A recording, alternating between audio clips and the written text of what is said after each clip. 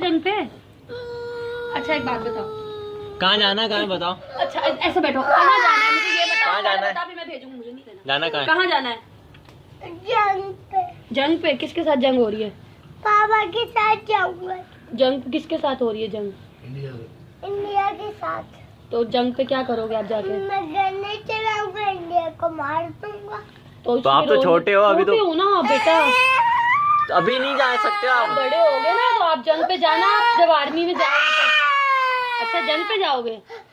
अच्छा कैसे मारोगे इंडिया को? गन से। गन से? किस तरह से? यू मैं चलाऊंगा। फॉर ब्लास्ट करोगे? क्या? प्लेन में जाओगे? कैसे जाओगे? प्लेन आप हो तो कौन? अभी तो आर्मी वहाँ होती है ना, बच्चों को इधर भेज देती है। आर्मी हो आप? अच्छा कौन से पायलट हो? फाइटर। फाइटर पायलट हो। चलो आपको अभी जंग पे भेजते हैं। तो अभी आप छोटे हो, नहीं जा बोलो सकते। गवर्नमेंट ऑफ पाकिस्तान मुझे जंग पे भेजो। गवर्नमेंट पाकिस्तान मुझे जंग पे। मैं इंडिया को मार गिराऊंगा। मैं इंडिया को मार